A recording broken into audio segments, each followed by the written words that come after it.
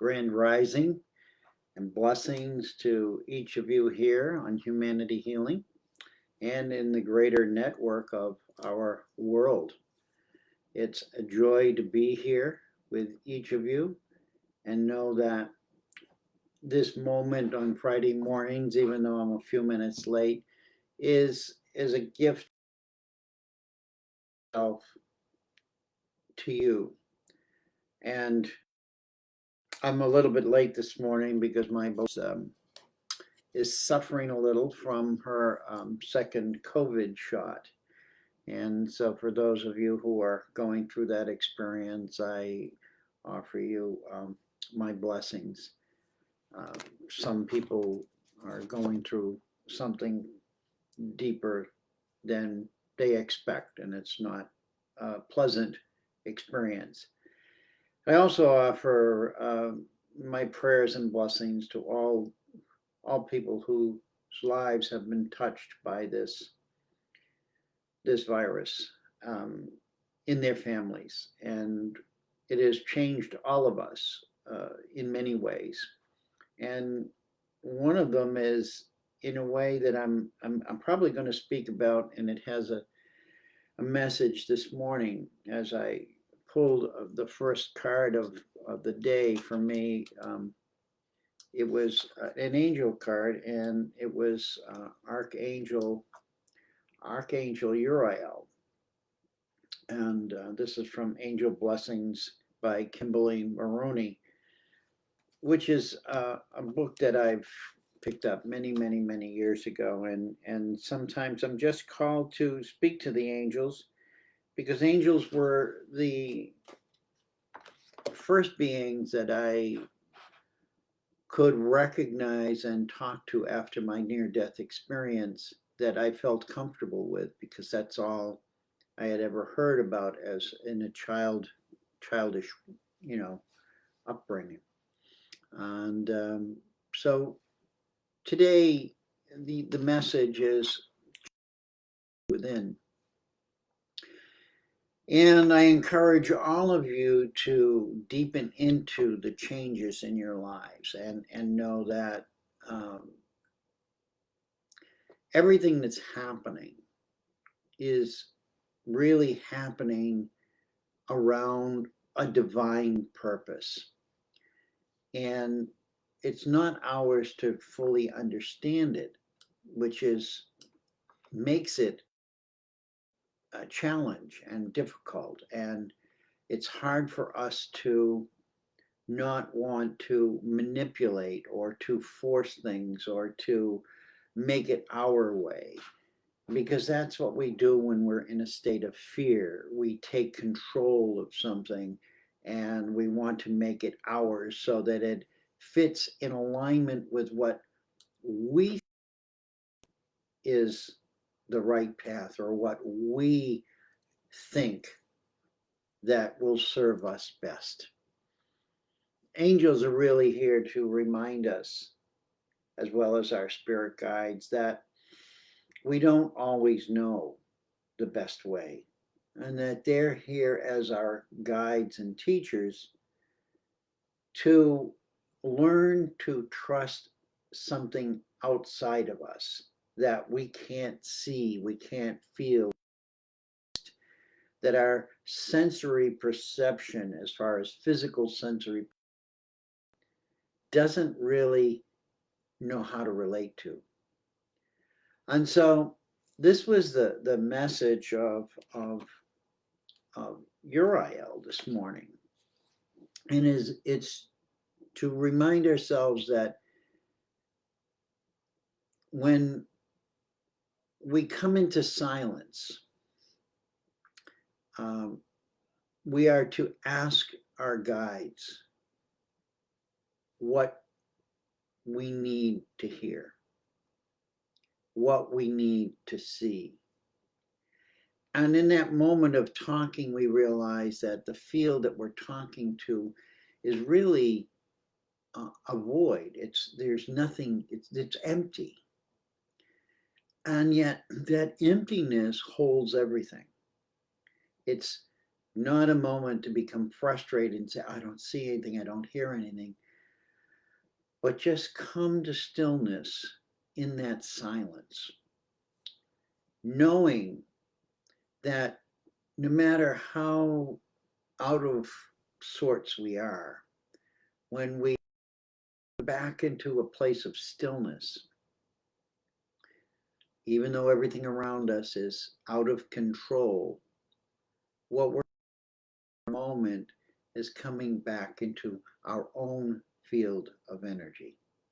The field of energy that's emanating from our hearts, not our heads. The spinning out of control is here in our heads. Our hearts are maintaining constant beating, a constant pattern. And that's where our stability is really in our hearts, not in our heads. Good morning, Casey, Valerie, Susan, Melissa, Michelle, Andrew, Renee, Belinda. Blessings to wherever you are around the world, morning or evening or afternoon. Here in the southwest coast of Maine, it's 10:14 in the morning, and it's raining and it's foggy, and at least it's a little bit warmer. So spring has its signs of sharing the water with us and reminding us that warmer days will come. For those of you on the opposite planet, you're preparing for fall, but there's also in fall, there's that beauty of the surrender of the trees and nature to say, we're going to sleep now. We'll see you again. So wherever we are, this is beautiful relationship with nature. And it's a good point that that's coming through now because nature doesn't judge anyone. Nature, what happens in nature is it exists in its own frequency and it knows exactly what it is and has to do. And it honors that presence of itself. So whether it's a tree or whether it's a lake or a pond, there's a wisdom in that that is defining who and what it is. And it doesn't try to be something other than that. It doesn't try to manipulate anything else. Yes, there are moments where plants will grow and cut off the life of other plants, and that's part of life. And that's what we all realize, that we are all part of this process that's we as humans have tried to put logical, lineal thought patterns to. And the minute we get close, ping, something changes, even on a molecular level. And we're learning that every day. So this morning, I was reminded how our words, the words we use, how we express them, have an important part on our own well-being and coming to understand who we are and how we can not be so triggered by what's happening around us and then spin out of control and act erratic or in terms that are harmful to others. As we can see, there's so much anger, there's so much pain, there's so much frustration, there's so much fear. How do we come back into that stillness? How do we listen to angels who are here to guide us and remind us that Uriel is ministration, administration and peace. That's the work of Archangel Uriel. So I go back to my motorcycle accident, and when I came back to my physical, mental awareness or human awareness rather than my higher spirit self from that place of peace, light, and love. The words that were spoken to me, I will never forget them. And it, they were said with such a sarcastic and demeaning way to me from the doctor that was my first entry back into life. I may not know what was said to me or when I was born. They may have been just as sarcastic or nasty as well. But the words that were said to me and the way they were said were painful. And I never thought about that at that level until this morning. But I always bring them up. And the doctor was very sarcastic. He said, "Welcome back, Mr. Bergeron." But he said it in such a manner as if, "You stupid idiot," or it was a very energy in those words. And I now this morning have recognized how many people in my lifetime have said those demeaning words to me, or demeaning statements, or attacked me verbally for sometimes no reason at all, but just because they either didn't like what I was saying, or they were just angry and wanted to vent on somebody, and I became their victim. This is what we're talking about. We don't need to be victims anymore. When we take sovereign control of who we are and our thoughts and our patterns, we are able to come into that place of silence, that stillness, that calm, where we can see and feel the energies coming at us, but we have somewhat of a better shield around us from our own energy field to deflect them.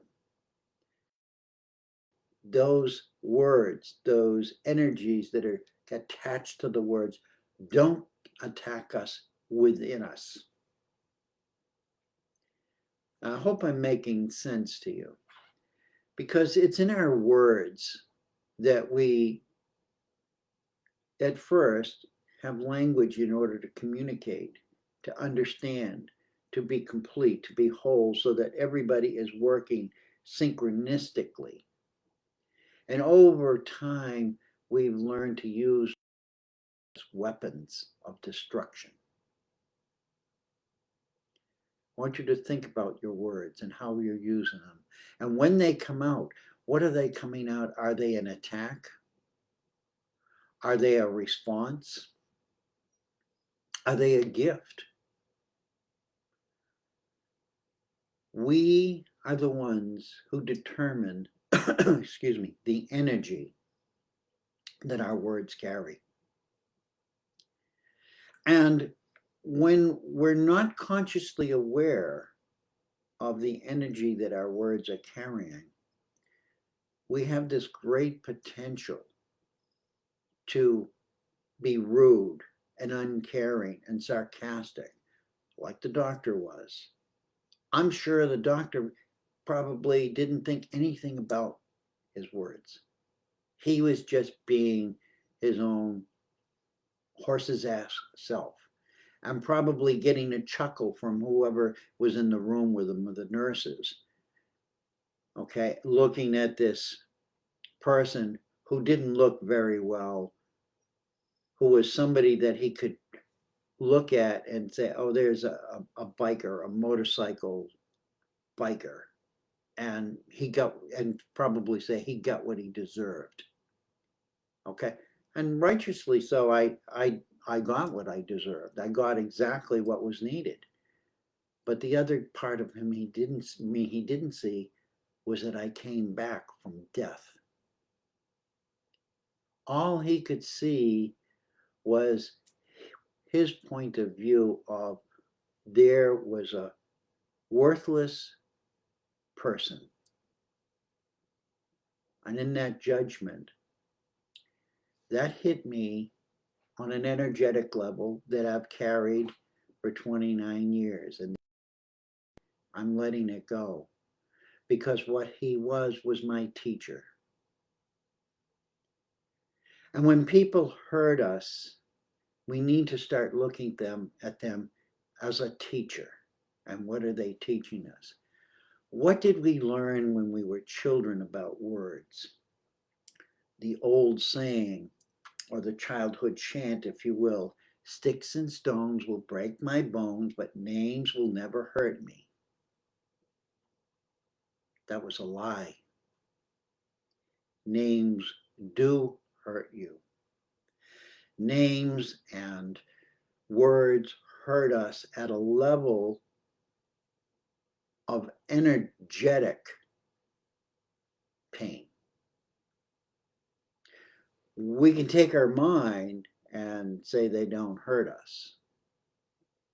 But on an energetic level, you're getting hit with energy from another person who is doing it intentionally to hurt you. So the intention we have in our words is really key here. And this is the message I want to get through this morning, is that when we not only think or speak words, what is the energy behind those?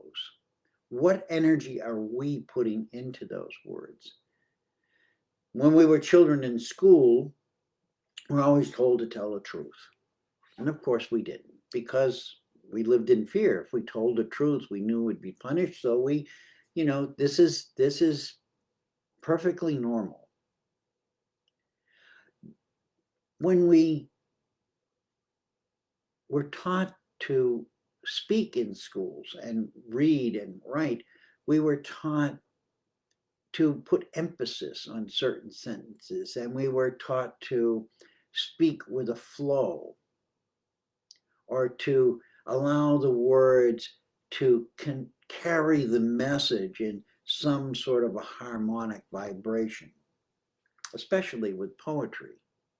But when we were taught to read in class, what were the words? They wanted us to put inflection into the words so that people would gravitate and listen deeper, or listen, or just fluff over some of the non-important material. We were taught that words have power, but we were never taught that that power was who we truly are. That the words themselves in a book do nothing. Words only have power when they're read or they're spoken. We are the ones who put the energy in words. So I want you all to think about the words you use every day. Are they being used as an engagement of self-destruction? Are they being used distortion? Are they being used as weapons to defend ourselves? Because all of that right now in these changing times is important. How we change our words, how we change our language, how we change the energy behind the words we speak, and how we pay closer attention to the words we're receiving, will begin to understand and create, co-create, if you will, a path, a better path to the future. So, as I said, Uriel's purpose is ministration and peace. The word ministration, I looked it up, and it's about service to others. That's the part I got. Service to others. Each one of us are in service to each other. And peace is that beautiful, wonderful, calm feeling that we all feel amidst, everything that's happened, where we find that moment of peace when everything seems to be going wrong. We embrace that and say, thank you. And what Archangel Uriel is telling us is that, as we learned this week in World Water Day week, the word flow, many people, myself included, talked about flow.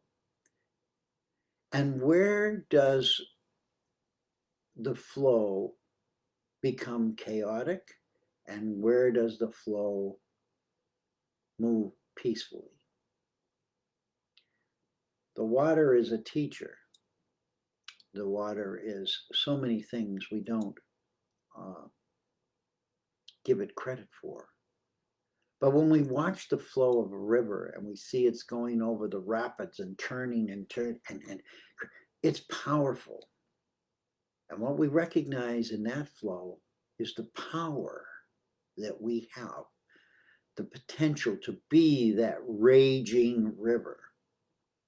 And we realize that there are moments when the raging is created by the environment around it. It's really not the water's choice. It's being forced through channels or rocks, but if you look at it, the rocks erode, the water erodes the rocks. The passage of the water is always constant. It doesn't get stuck. When it does, eventually something will fill it up and move it on. So no matter where we are in the flow, there is a moment where we need to recognize in ourselves, in our own flow, are we being the rapids, or are we being the gentle, peaceful part of the water's journey? When it's rapid, it's erratic. When it's peaceful, it's gentle. It's calming. Your words are like water, and you have the power to use them as violent expression, and you have the opportunity to use them in peaceful expression. And so, like our early childhood teachers who try to remind us to what inflection we put behind the words creates a different story for the audience. And we technically are an audience of life. And we're being read to and spoken to constantly. If you look at the television and you look deeply and start to listen to the newscasters, the words that they spell out and how they inflect the words and how they talk in a tonal level that affects you. Start looking at what effect are you getting from these people. I watch television sporadically. I listen to the news sporadically because of the energy that is being spoken, not so much the words. I'm interested in the information, but I know the damage of what the way things are being said has. I'm not telling you to shut off your TVs and go live in a cave. We need information. But I want you to look at the energy behind those words. I want you to look and feel And ask yourself, am I feeling good? Am I feeling sad? What am I feeling? And know that you have power over that feeling. This is what the world has made us. It has made us all victims. And we've accepted that as a collective, that everybody is a victim and it's okay.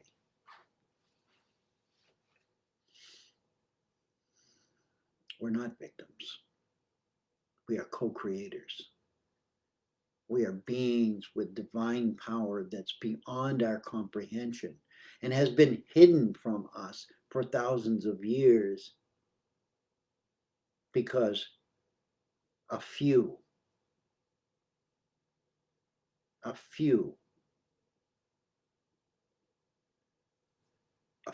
in this world could be 1,000,000 people. A few wanted to control everything. And they've used their words and their energy to succeed at that. I want you to take your words and your energy and dive deep into your heart and know that the power of the words that are going to flow from your heart will overcome all of that hatred, all of that suffering, all of that pain. And if we only succeed in creating a balance, a new balance of positive and negative, that's the even level ground where we can start to rebuild again the divine expression of what humanity is capable of, what our children's children will be able to do, not just for humanity, but for the planet, for the universe. And we don't know how far out we will reach in future generations, but we will. We will, because that is a part of who we are. That out there which we don't understand is part of us. This is who you are. Amazing beings of change. Now, I can't say it enough times or in enough ways to convince you that when we discover that our suffering is becoming diminished within ourselves, blessings begin to flow with more ease and grace. And it's our holding on to the sufferings. It's our holding on to the pain. It's holding on to that energy. And I'm not saying you're going to be completely free of it, but you'll come to a different understanding and know and respect that there's a moment for pain and respect it. And there's a moment for suffering. And there's a moment for mourning those we've lost. And there's a moment for understanding our own suffering and why we are suffering. We understand that there have been perpetrators in our lives or people who betrayed us or caused us great emotional pain. But we also will learn that we have the power to forgive them. Not say that what you did is not wrong, but they will begin to understand that those people were suffering more than the suffering they caused in us in order to perpetrate upon us personally and upon the whole world. So these are the words and expressions that have come up for me this morning. And we're really talking about here, this change beginning within us is about maintaining that force field of optimism and positive energy. The one that the energy that radiates from the center of light within us. That's always here. It's just buried under all of this darkness and all of this that's being broadcast to us. I like the word broadcast. I'm broadcasting. I'm trying to broadcast the positive, and I hope I am. And that no matter how many words I throw at you or anybody else throws at us, and no matter how many painful moments we go through, no matter who decides they have the power over to control us or to rule over us, no matter how much they want us to believe in something that they will profit from. It's going to cost us something, but they will profit. And they feel justified in that. We're no longer pawns on the chessboard. We're rising into the full power of the knights and the queens and the kings, who we truly are. It's a turning point in humanity's history. We are the change.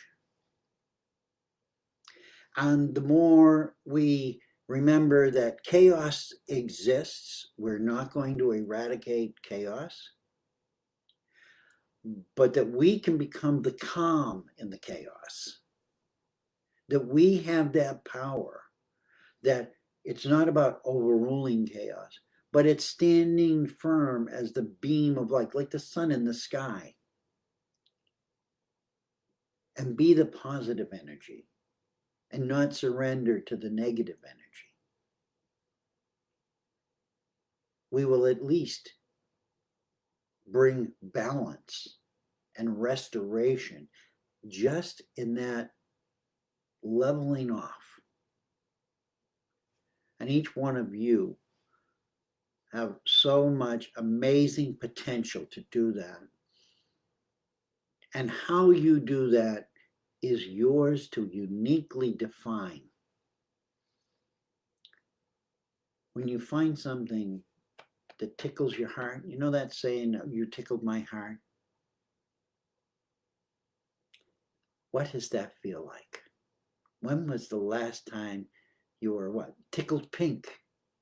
I love to say, these are old sayings I'm remembering. I think my mother probably said them. I'm just tickled pink. My mother was the most depressive person you ever wanted to be with. But when she said you were tickled, she was tickled pink, everybody lit up. That was the shift. Let's become tickled pink. Thank you. Probably my mother right there, smiling, patting me on the head. This is who we are. We're amazing, amazing, amazing beings. The song Amazing Grace is really about all of us. We are that amazing grace. And when we start to own that and practice that and dive into that and live it and let go of all of the outside interference, we become powerful within ourselves. And the outside changes automatically. Bless you. It's so sweet to be here. I'm going to take a few moments to just scroll down here and um, thank you for sharing these morning talks with me because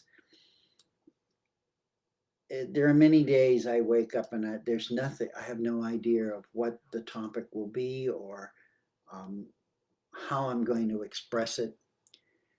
And I have to go inside and let go of all the fears of um, that the world has shown me are possible in my lifetime. And just look and say, no, the light I am is far more important than worrying about all of that. So I want you to carry that message and whatever messages you got personally from what I say, because I'm not an expert on anything. I'm just living my life and sharing it with all of you. The age of narcissism is crumbling. Yes, thank heavens, and hope it's not many times crumbling fast enough, but it is. And as we recognize that, there is that change, even if it's just a small amount in whatever your situation is, life is, look for that light, look for that change, and try to find out within yourself, how can I add to that change? How can I facilitate that change? Vulnerable person. We're all vulnerable. Every one of us are vulnerable. But vulnerability is not a deficit. Vulnerability is really the admission that I have the ability to feel. I have the ability to recognize the energy.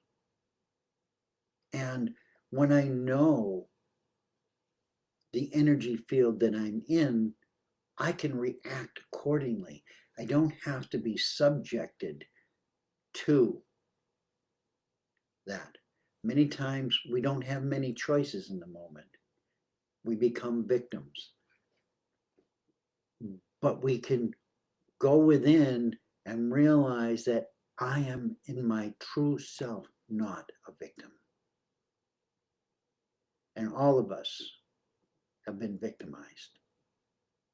There's not a person on this earth who has not been a victim of something.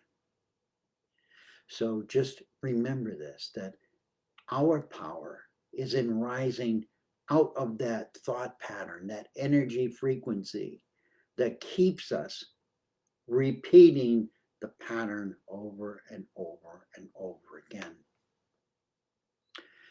No worthless purple, just not understood people. That's a beautiful thought. Thank you. We're all misunderstood. And again, this brings compassion. And how do we offer compassion to those? And that's a challenge for all of us, but it's possible. And know that as I see watching this, we look at the whole world, but what's happening in your own family, in your own home? This is where we begin, within our own heart. If we can't have compassion for ourselves, and if we can't try to change what is harming us within ourselves, how effective do you think we're going to be with somebody sitting next to us? And this is what's all coming back to. And this is not narcissistic, this is not selfish. This is coming to know that you, each one of you, have the power and the wisdom to tap into to change everything in your life to align with who you are in your divine blueprint. Whatever that is. About the soul of your son when he came out of your belly. I think I lost that. Yeah. That's how wonderful. Thank you, Sonia. And you know, you, although you have lost the opportunity to hold perhaps that child in your arms, honor that feeling that you felt. That baby's soul is your soul. And know that all of us who have lost loved ones, whether through birth or through violence, and I know many of you on here have stories that are heartbreaking. I'm just going to say heartbreaking. Know that that is not a punishment. It's not something that you did perhaps wrong or that you deserved or any of these things. Take the blame and try to wash away the blame. Honor the truth of what happened, but also know that in that moment, your life changed. It gave you something different from everyone else. And how are you dealing with it? And honor that. Honor that perhaps the life has given you probably the hardest challenge that you could imagine, that you wouldn't even want to wish on your enemy. And know that you are strong enough to rise above it and through it and help others. This is where we are right now, as we clear away the pain and the trauma within us. Instead of looking for somebody else to do it, we gain the strength and the wisdom to be able to help those who can't help themselves. So, yeah, so a lot of issues that each of you are having. I'm not going to go through, I just want to read them and know that you're being read in my presence. And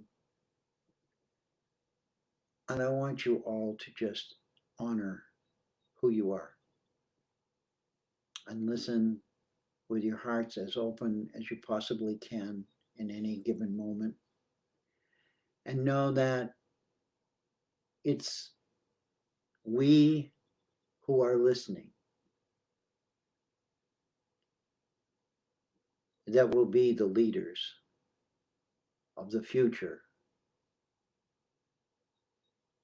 that will never be seen,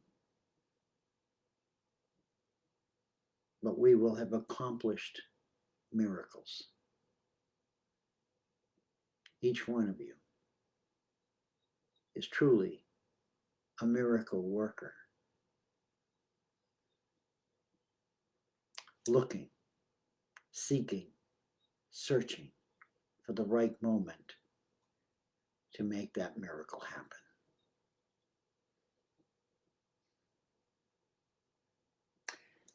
I love you. I thank you. I respect you. I am you.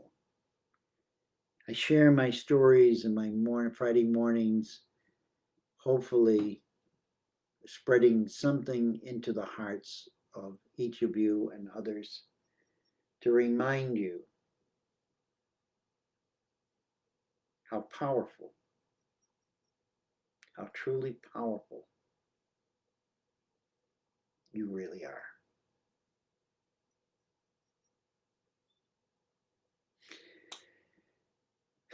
May your week be filled with moments of recognition, tiny little moments of aha.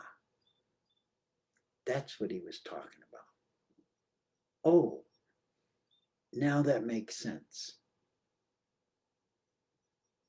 Those moments of light.